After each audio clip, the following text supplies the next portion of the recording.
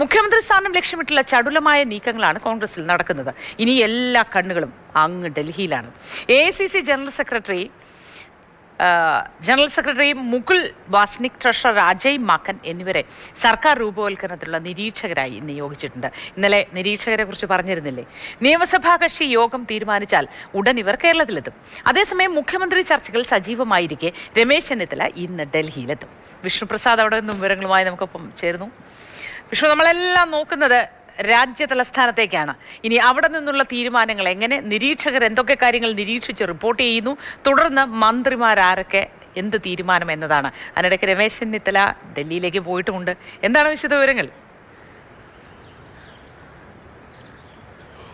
Good morning. എന്തായാലും കേരളത്തെ സംബന്ധിച്ചിടത്തോളം നേരത്തെ പറഞ്ഞതുപോലെ സുപ്രധാന തീരുമാനം വരാനുള്ളത് ഇനി ഡൽഹിയിൽ നിന്നാണ്. എന്തായാലും അതിന്റെ ആദ്യ ഭാഗമായി കേരളത്തിലേക്കുള്ള നിരീക്ഷകരെ ഇപ്പോൾ തീരുമാനിച്ചിട്ടുണ്ട്. ഈ നിരീക്ഷകർ ഇന്ന് തന്നെ കേരളത്തിലെത്തും. കേരളത്തിലെത്തിയതിനു ശേഷം അവർ അവിടെ MLA-മാരുമായി കൂടിക്കാഴ്ച നടത്തും. അതോടൊപ്പം തന്നെ നിയമസഭാ കക്ഷി യോഗത്തിലും പങ്കെടുക്കും. അജയ് മാക്കൻ, മുകുൾ വാസ്നിക് എന്നീ രണ്ട് മുതിർന്ന കോൺഗ്രസ് നേതാക്കളെ തന്നെയാണ് ഇപ്പോൾ ദേശീയ നേതൃത്വം കേരളത്തിലേക്ക് നിരീക്ഷകരായി അയച്ചിട്ടുള്ളത്. പ്രധാനമായും MLA-മാരുടെ നിലപാട് എന്താണ് എന്നത് ആശ്രയിച്ചിരിക്കും കേരളത്തിലെ മുഖ്യമന്ത്രി ആര് എന്ന ചോദ്യത്തിനുള്ള ഉത്തരം.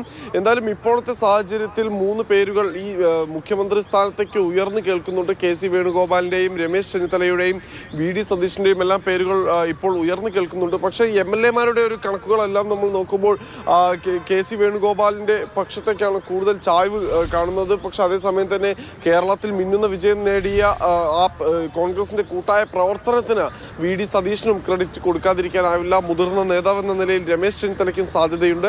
എന്തായാലും ഇതിനിടയിലെല്ലാമാണ് ഇപ്പോൾ രമേശ് ചെന്നിത്തല ഇന്നിപ്പോൾ ഡൽഹിയിലേക്ക് എത്തുന്നത്.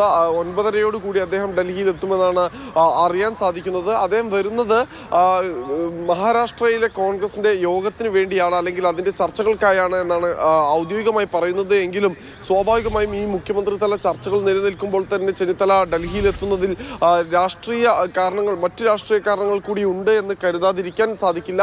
എന്തായാലും ഡൽഹിയിൽ ഇന്ന് സുപ്രധാനമായ യോഗങ്ങൾ ചേരുമോ എന്ന കാര്യം ഉൾപ്പെടെ കോൺഗ്രസിന് കേന്ദ്രീകരിച്ച് നമ്മൾ നോക്കി കാണേണ്ടതുണ്ട്. പ്രധാനമായും ഈ മുഖ്യമന്ത്രി തല ചർച്ചയും അതോടൊപ്പം തന്നെ സംസ്ഥാനത്തേക്ക് ഇപ്പോൾ ഈ നിരീക്ഷകർ ഇന്ന് പുറപ്പെടുന്ന കാര്യവും ഇനിയിപ്പോൾ വരും മണിക്കൂറുകളിൽ ഡൽഹിയിൽ നിന്നുള്ള നിർണായക അപ്ഡേറ്റുകളായിരിക്കും.